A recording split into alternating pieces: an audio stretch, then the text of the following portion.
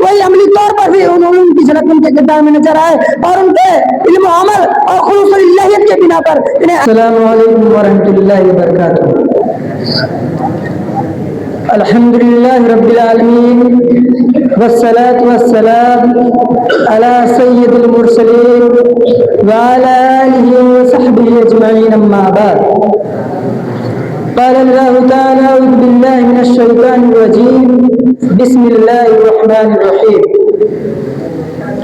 میرے پیارے بھائیوں اور دوستوں، آج کے اس سالانہ انجمن میں جس موضوع کو لے کر آپ حضرات کے سامنے حاضر ہوا ہوں، میرا موضوع بیان ہے اصلاح معاشرہ میں طلباء کا کردار۔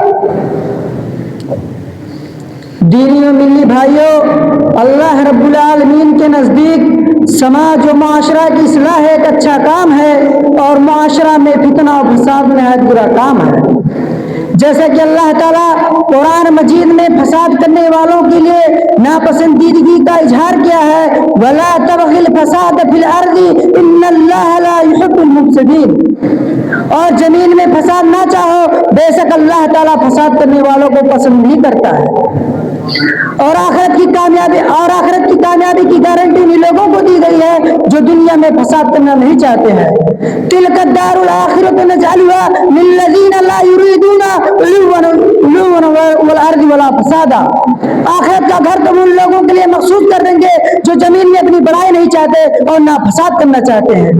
محترم حضرات، امت مسلمہ امت دعوت ہے، امر بالمعروف والنہی عن المنکر کی انجام دہی کی بنا پر اللہ تعالیٰ نے خیر امت اور امت وسط کے لقب مرکب کیا ہے۔ امر بالمعروف والنہی عن المنکر اصلاح معاشرہ کا سب سے بڑا ذریعہ اور اصلاح معاشرہ کی اصل ہے۔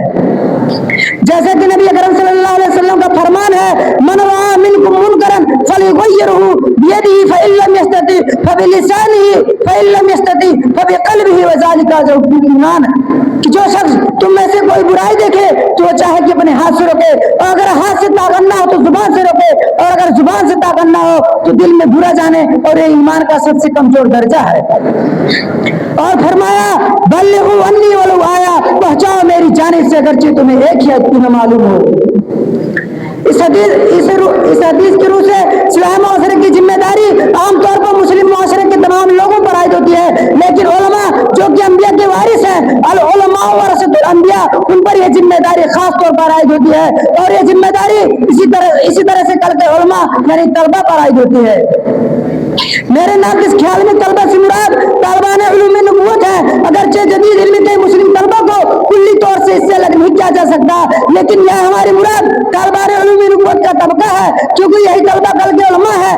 مستقبل میں جن کے ہاتھ میں امت کی باغدور ہوگی، ان طالبان علوم نبوت کو الہی اور نبی علوم سے مزین کیا جاتا ہے تاکہ یہ طلبہ اسلام کی نشر و اشاعت اور معاشرے میں اپنا کردار بخوبی خوبی انجام دے سکتے ہیں۔ میرے پیارے بھائیوں، آج کے اس دور میں اصلاح معاشرے کی ذمہ داریاں پہلے سے زیادہ بڑھ گئی ہیں۔ طالبان علوم نبوت اصلاح معاشرے میں اپنا کردار مختلف طریقوں سے ادا کر سکتے ہیں۔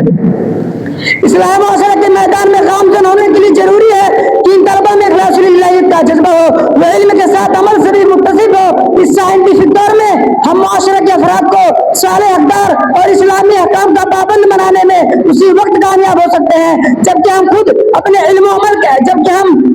عمل سے ثابت کر دیں کہ ہمارا مقصد دین کی دعوت اور لوگوں کی اصلاح ہے، کیونکہ اپنے عمل کے ذریعے سے لوگوں کو متاثر کرنا یہ تبلیغ دین اور اصلاح معاشرہ کا سب سے مؤثر ذریعہ ہے، جس کا مشاہدہ ہم صلح حدیبیہ کے واقعے سے کر سکتے ہیں۔